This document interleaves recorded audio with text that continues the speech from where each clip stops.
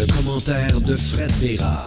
Oui, on est en train de faire les comptes de la Fondation. Ah, il y a un journaliste qui n'a pas encore payé, Fred. Oui, mais la différence, c'est que le journaliste n'a pas promis qu'il allait payer. Par contre... il y en a qui ont fait des promesses. Il y en a qui ont appelé à la radio pour dire...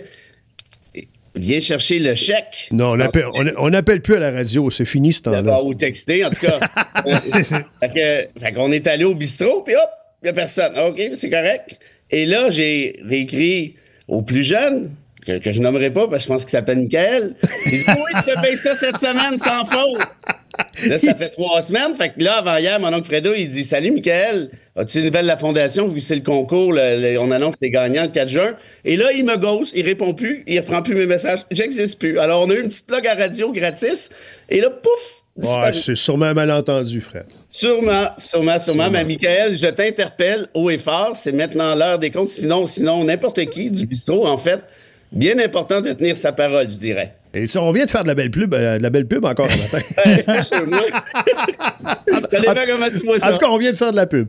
Ah oui. Moi, j'adore le bistrot. On est bien reçus. 7h42, et là, on n'est pas à le point. Et, j'ai pas dit qu'on n'était pas bien reçus. Non, pas du tout, c'est vrai. Et André? Si le chapeau me fait... Et la prochaine fois que je vais au bistrot, je fais là, puis je pars avant de payer ma facture, puis je dis, je paierai un jour. Ouh! Peut-être. On règle-tu des comptes, eux autres, là? Non, c'est une blague. Ça va bien, ben oui, mais c'est pas une blague, il faut vraiment payer, par contre. C'est pas une blague. Moi, c'est une blague, mais c'est pas une blague. D'ailleurs, ça fait une semaine que j'ai oublié de te dire. Le 4 juin, donc, c'est la soirée où on annonce les grandes gagnantes et les grands gagnants de ce magnifique concours, le thème étant comment lutter contre la désinformation. Oui. Et tout le monde est bienvenu. Il va y avoir un Zoom, donc tout le monde va pouvoir se brancher en ligne.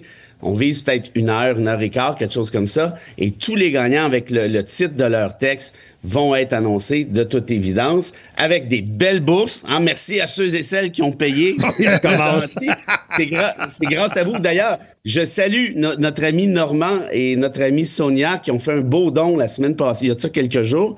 Et je resalue Pizzera Mont-Laurier qui a tenu parole. Ils ont donné un beau 500 $, imagine-toi donc, comme ça, gratuitement. Puis cette belle jeunesse Laurier-Montoise va être en feu. Et tout Mont-Laurier et les environs est invité à se joindre donc à cette soirée. Si vous voulez les détails, allez sur notre Instagram, Fondation Frédéric Bérard, et là, vous allez avoir le Zoom en question, puis on va pouvoir donner toute l'info. Venez donc encourager cette belle jeunesse fulgurante, leur dire, nous sommes derrière toi, jeunesse, viens nous aider à nous sortir de ce pétrin dans lequel nous nous sommes foutus comme des imbéciles.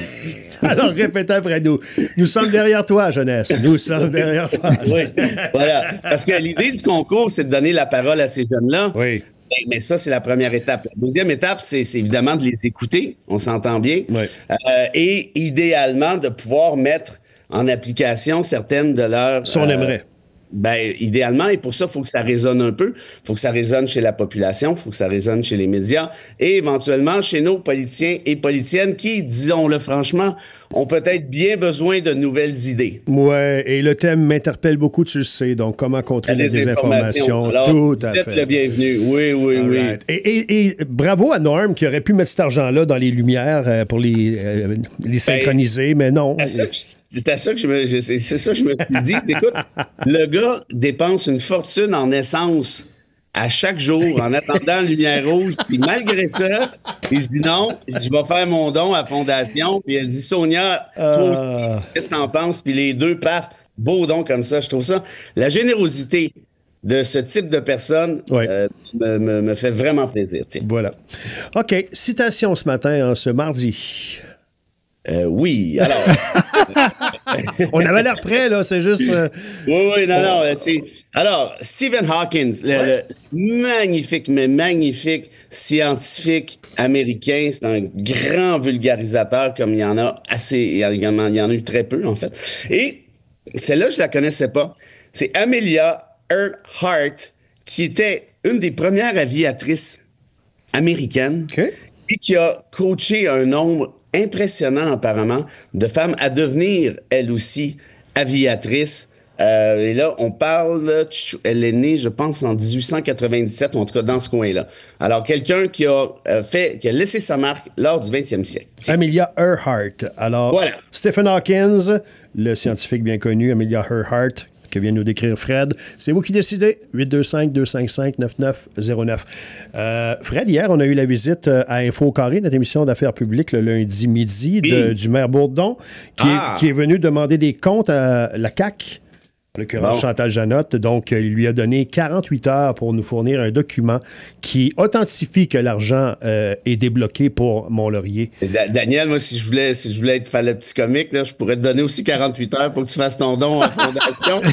Il revient encore avec ses comptes. Ça fait quand même un mois, mais en tout cas, écoute, comme tu veux, mais t'es mal placé pour donner des leçons à Chantal. Mais non, c'est une blague, Daniel. Mais ça, c'est dit, je veux pas de fonds de la ville, là, machin truc, formulaire, subvention, truc muche. Juste un petit don du maire comme ça, un petit 100$, de même comme a fait Marie-Hélène Gaudreau, disant « Hey, tiens, j'encourage cette belle jeunesse, ça vient de mes poches. » Fantastique. Pour le reste, je suis d'accord avec Ceci étant dit. Faut faire attention à ces ultimatums parce que ça peut nous rebondir. Ah, ben, mais oui, mais quoi, est-ce que je comprends que Janotte est allée dire que l'argent était disponible ou? Ben oui, il était débarqué sur nos ondes début du mois de mai. Il faudrait réécouter, évidemment, la bobine, comme on disait dans le temps. Là. André. Mais, non, écoute. Il avait dit, j'ai une bonne nouvelle à vous annoncer. Oui, j'ai une bonne nouvelle. L'argent va être disponible. Oui, l'argent va ou est disponible. L'argent s'en vient. Oui, c'est là, ça que ça voulait dire. Tu avais dit quand, mais elle ne pouvait pas dire quand. Là, il nous avait dit, là, je vous annonce une bonne nouvelle, puis vous n'êtes pas content. Oui, on avait l'air de ça, là, tu sais, de comme pas se réjouir de ça, là, que l'argent était débloqué. Mais Est-ce que tu es en train de me dire qu'il y aurait une caquiste qui ferait des spins communicationnels et médiatiques, puis que certaines personnes tannées de se faire spinner soient un peu dubitatifs? Ben, on parle d'une population au grand complet qui est un peu tannée de se faire spinner. Là. Ben voyons donc. Ben oui, c'est comme ça. Vous êtes cynique. Oui, vous êtes cynique. Mais quoi que j'exagère peut-être, parce qu'André a tendance à mettre ses gants là, ce matin. Là. Non, mais c'est parce qu'il faudrait... je vais aller réécouter l'entrevue. De toute façon, n'importe qui peut se rendre sur le CFLO.ca, puis l'entrevue est là. Faites donc ma job. Ouais, c'est ça. Faites donc ma job. Non, mais des fois, tu sais qu'on joue sur les mots. Hein, sera, est disponible ou sera disponible éventuellement. Tu sais, c'est... Mais il n'y avait quand même pas de date de rattacher à ce sera. Non, ça n'a jamais été capable de nous donner de date. Voilà, c'est une date qu'on veut. On veut le début des travaux, c'est quand? C'est ça qu'on veut. Parce que depuis 2018, oui, ça va se faire. Ben oui. Oui, il y a bien des affaires qui... Ça rentre dans la catégorie de ceux qui disent « Je vais encourager cette belle jeunesse ». Oui. Petit dog à radio, hop, là, je disparais. Voilà. Ouais, ben non, ben c'est en fait, il y a un mot pour ça, là, c'est minable.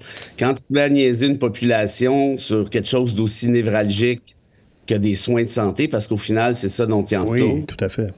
Ben, c'est minable. En fait, on va dire les vrais mots. Puis je suis content qu'ils réagissent comme ça. Puis je pense que c'est hier qu'on parlait de ça, si je ne me trompe pas, ou vendredi. Il faut continuer à mettre cette pression-là parce que moi, je vous dis sérieusement, la politique, c'est une question de rapport de force. Puis la seule façon souvent d'avoir un rapport de force, quand tu n'as pas le pouvoir à proprement parler, ben c'est d'achaler, c'est de te manifester puis de dire exactement ce qu'André disait. Comment ça se fait que ça n'a pas été encore payé? Comment ça se fait qu'on attend? Comment ça se fait ci? Comment... Tu sais, quand tu entends ton nom à radio à chaque jour, il y en a visiblement, ça n'a pas l'air de les déranger, mais moi, ça me dérangerait comme député ou autre de me faire dire, hey, Chosbin Bérard, là, ça fait genre 7 ans que son gouvernement nous a promis ci, promis ça. T'sais, parce que dans la vie, il y a une question qui s'appelle aussi l'honneur. Et ça, pour moi, j'enseigne ça notamment à mes étudiants, au-delà du contenu du cours. L'honneur, là, ça veut dire quelque chose. Si vous êtes trompé, vous avez fait une erreur, vous pouvez le dire. Si vous avez donné votre parole à quelqu'un, vous pouvez le dire. Puis j'ai raconté ça, d'ailleurs, à la fin de la dernière session, parce qu'il y avait des présentations, puis il y en a une couple qui sont partis après avoir fait la leur en disant « la présentation des autres, je m'en fiche Mais l'honneur et le respect, ça veut encore dire quelque chose. Il faut que ça veuille encore dire quelque chose. Non, vous n'êtes pas noté là-dessus. Mais on s'en fout. Vous étiez engagé à être là. Puis pour vos collègues, c'est important. Bref, tu sais, quand tu donnes ta parole sur quelque chose, tu dis, gars, je vais faire ça, je vais être là, Puis là, on parle pas de niaiserie, là. On parle de 82 millions pour un hôpital qui est en train de tomber en lambeaux, pour une population qui, je le répète, paie sa juste part d'impôts et taxes à Québec, là. Donc, de ce fait-là, en plus, tu t'engages, mais là, arrête les espèces de tourniquettes. Ah, ben là, je sais plus là, si l'argent est disponible, pas disponible. Puis, sais-tu quoi? Bourdon a raison à 100 000 à l'heure. Ça prend des ultimatums. Ah oui, tu l'as, l'argent, il est où? Il est où? Puis là, je suis content de savoir que la chicane est pognée entre Bourdon et Jeannette parce que j'avais compris pendant un bout qu'il était un peu que ma main dans la main. Ben oui, effectivement. C'est ce que tout le monde me disait. Ben oui. Là, je comprends que Daniel est tanné, c'est un moyen temps. Puis à un moment donné, c'est parce que tu peux pas rire d'en face du monde comme ça éternellement. Là. Puis il y a eu d'autres dossiers importants, tu sais, la gare, l'hôpital à Rivière-Rouge, toutes sortes d'histoires où tu te dis, ben qu'est-ce que c'est ça, ce gouvernement-là? Fait qu'arrive un moment donné où tu ne crois plus la personne qui te baradine des espèces d'excuses tout croche puis qui t'envoie des promesses de gaucho.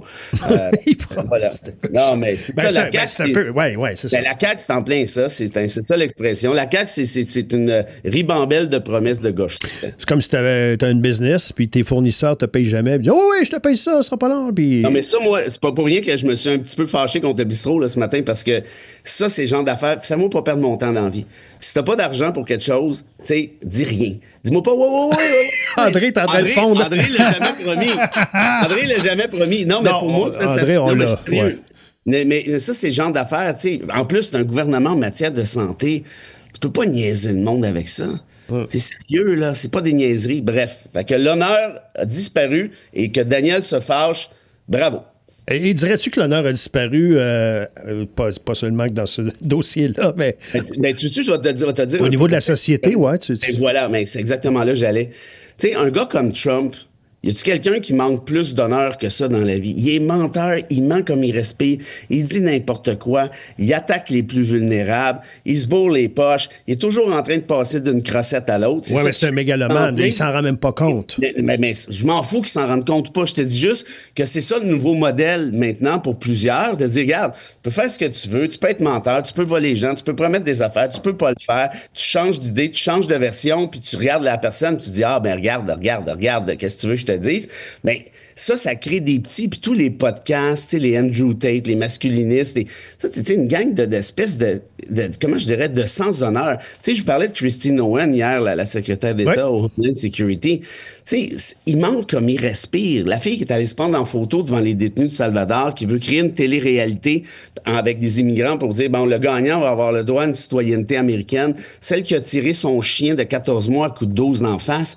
Tu sais, là, c'est parce qu'ils sont au pouvoir, ces gens-là. Ah ouais, puis ils veulent tous garder le job. Fait que... Et là, c'est parce qu'ils disent, tu sais, je veux dire... Ils répètent les mensonges du menteur. Ben non, ben exact. Et là, ça fait... Puis même, d'après moi, elle y croit, là, rendue à ce stade-là. Fait que ça pour dire qu'évidemment que ça finit par déteindre sur la société, tous ces agissements-là. Ouais. Premièrement, ces gens-là ont été élus pas par les Canadiens, pas par les Québécois, mais par une masse critique d'Américains, par définition. Ouais. Donc, puis je veux dire, les gens étaient au courant que Donald Trump était accusé au criminel jusqu'aux oreilles puis a été condamné en partie. Oui, mais il le niait. Mais c'est ce que je te dis. Mais ça, tu sais, mettons, là, t'es accusé au criminel au Canada. Tu sais, c'est quel politicien serait capable de faire croire aux gens que c'est un complot puis c'est pas vrai? Pas tant que ça. Mais Trump, il a réussi ce coup-là. Et ça fait en sorte que, je le répète, il y a comme plus d'honneur. Tu sais, tu t'engages à quelque chose, l'éthique, on s'en fout. Oui, j'ai promis ça, mais c'est pas grave. Puis on s'en va. Puis c'est pour ça que ça me fait peur par rapport aux jeunes. Parce que si ces jeunes-là ont ça comme modèle, ben là, on s'en va pas dans la direction du tout, pas dans la bonne direction du tout. Donc, de ce fait-là, l'important, je pense, d'avoir justement des trucs comme le 4 juin, je reviens avec ça, mais d'appuyer cette jeunesse-là, puis de dire, regarde, on est avec vous autres, puis on revient avec l'honneur, le respect, c'est important, puis non, oui, on vérifie s'il y a des tricheries avec ChatGPT. Pourquoi? Ben parce que ça se fait pas tricher, puis ça finit là. C'est un manque d'éthique, puis that's it. Fait que tout ça mis ensemble, tu sais, pour moi, le Trumpisme, au-delà des anecdotes, puis au-delà des violations des droits fondamentaux, c'est un gros message. En fait, c'est plus qu'un message. C'est une attaque à fond de train contre ce que nous sommes comme société. L'effondrement des valeurs. Exactement. Pour moi, le Trumpisme, c'est ça. C'est une attaque, c'est une charge à fond de train contre un paradigme, contre un ensemble de valeurs qui, je croyais, être assez solide, puis visiblement... Ce n'est pas le cas. Il n'y a plus de rien de vrai si ça ne fait pas notre affaire. On est dans ce genre de société-là, malheureusement. Ah ben tu vois, puis mentir en politique, c'est pas Trump qui a inventé ça, là. On se comprend bien. Non, mais non. Mais là, ça commence à être une sacrée coche. Là. On est ailleurs. Et ça fait des petits. Puis, tu sais, je te l'ai souvent dit, le problème, c'est pas tant Trump lui-même que son livre de recettes. Je t'en raconte une vite, ce que je viens de voir.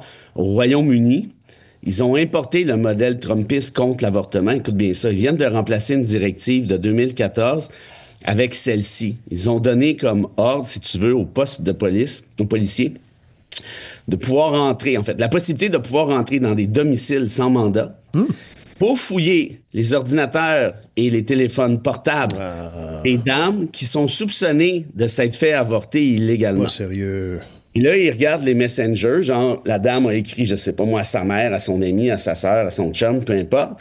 Ils peuvent s'en servir comme preuve. Ils vont même jusqu'à fouiller, écoute bien ça, dans les pharmacies pour voir s'il n'y aura pas quelconque médicament qui confirmerait que la femme s'est fait avorter. T'imagines-tu? Là, on parle du Royaume-Uni qui était pendant longtemps le royaume, sans mauvais jeu de mots, des droits fondamentaux. En train de contaminer une partie de l'Occident, cette affaire-là, notamment sur la question du mensonge. Regarde en France, Marine Le Pen. Tu sais, je veux dire, la fille, là, c'est grave ce qu'elle a fait, là. Elle est accusée au criminel, elle est condamnée. Puis là, qui se porte à sa défense? La même gang que d'habitude. Ah, ben non, ben c'est écœurant, puis c'est les woke, puis ça. En d'autres termes, il n'y a même plus d'honneur. T'as même pas assez d'honneur pour dire, regarde, je me suis fait prendre la main dans le sac, je me suis planté, merci, bye-bye, puis disparaît de la sphère publique, puis mettons un sac d'épicerie sur la tête, puis on n'entend plus parler de toi. Mais non, ils collent au pouvoir, ces gens-là, en disant, ben c'est pas vrai, c'est un complot de X, Y, Z, puis that's it. Merci, Fred. En terminant, c'est ceux qui s'en vont en prison? Steve l'artiste, Charland, Farfada. Oui. J'ai mon maudit voyage. Ben oui, un beau 6 mois. En parlant de pourtant un gars plein d'honneur comme lui. Oui. Ben oui. C'est spécial. Accusation de méfait lors de la manifestation des camionneurs contre les mesures sanitaires à Ottawa.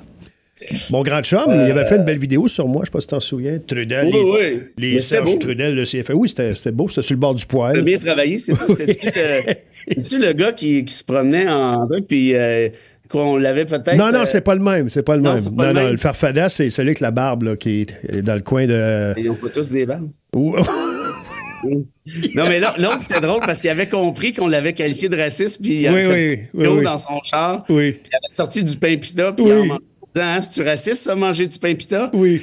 Et ça m'a marqué. Ben, je vois ça. Citation, la citation de Hawkins l'emporte, mais d'abord, t'avais-tu une petite histoire pour nous?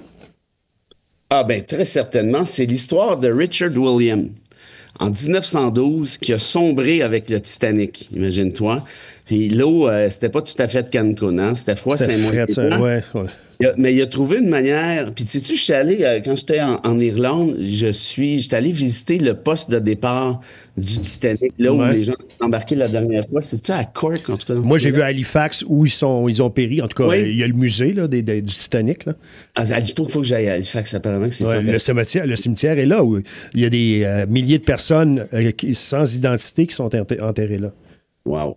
Fred, tu vas être content. Il y a quelqu'un à la porte ici qui amène un petit don. C'est le coureur des bois à Mont-Laurier. Donc, on t'en fera part dans les prochaines minutes. C'est bien gentil. Il y a un line-up qui est en train de se faire. Même pas, mais non, mais sérieusement, tous les commerces qui vont donner un petit quelque chose, je dis, mais faites pas de fausses promesses, par contre, parce que votre nom va apparaître. Va apparaître en rouge. Votre nom est à côté de celui d'André.